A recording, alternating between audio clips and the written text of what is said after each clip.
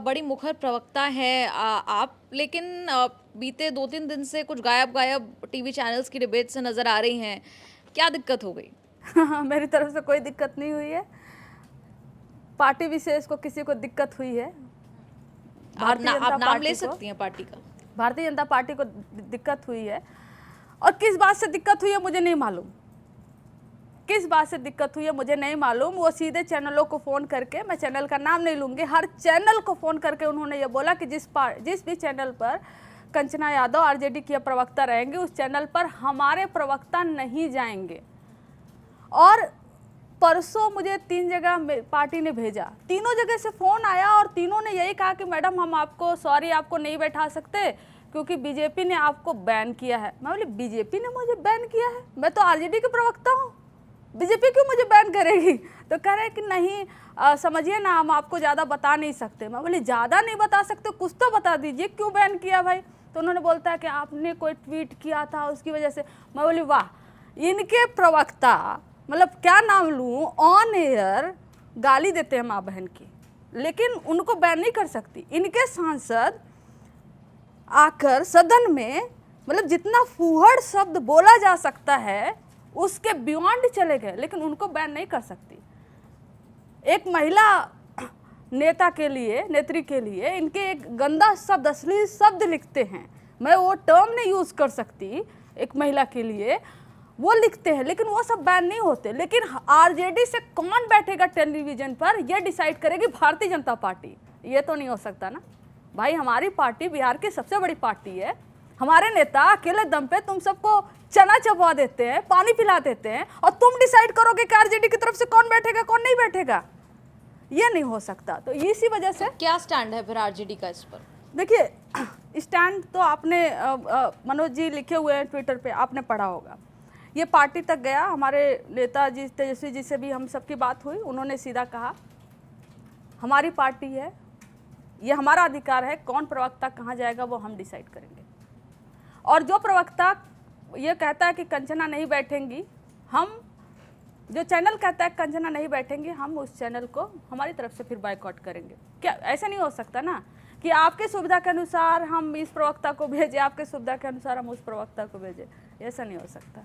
तो हम बचपन से पढ़ते आए हैं कहावत कि मैं आपके विचारों से भले ही सहमत ना हूं, लेकिन आपके विचार प्रकट करने के अधिकार की रक्षा मैं मरते दम तक करूंगा। क्या बात है।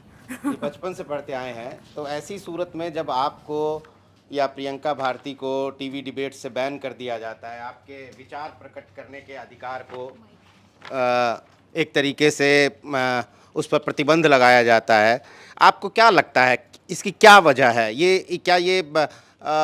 इसकी वजह मात्र इतनी है कि वो आपका मुकाबला डिबेट में नहीं कर पा रहे हैं, या इसके पीछे कोई आप सामाजिक वजह भी देखती हैं, या सिर्फ राजनीतिक वजह है?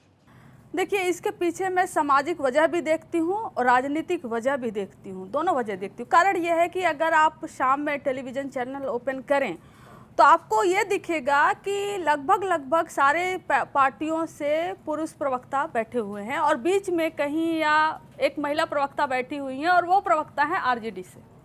आपको मिलेगा, वो चैनल आप ओपन करिए, या तो मैं बैठी हूँ, प्रियंका बैठी या कोई बैठा हुआ है, तो वो एक होता है।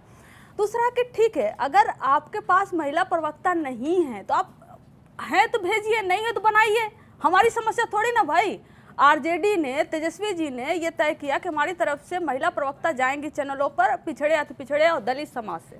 ये उनका बहुत ही स्टैंड बहुत क्लियर है। हमें बनाते समय भी और उन्होंने यही कहा था कि हम आप लोग को चेहरा बना रहे हैं, हम चाहते हैं कि महिलाएं ज़्यादा से ज़्यादा राजनीति में आएँ, और जब फेस होंगी ना टेलीविज़न पे तो उससे लड़कियाँ जो वो क्या होंगी, मोटिवेट होकर भी आएंगी, है ना, कि चेहरे, क्योंकि हर रोज़ आप दिखोगे तो उससे एक लड़कियों में जाएगा, वो मोटिवेशन भी आएगा, राजनीति में आएंगी, आरजेडी से जुड़ेंगी, और आप लोग से अच्छा कोई जो है कि बात नहीं रख सकता। तो ये है, तो हमको लगता है कि ये है कि एक जो महिला विरोधी इनकी सोच है वो एक कारण हो सकता है।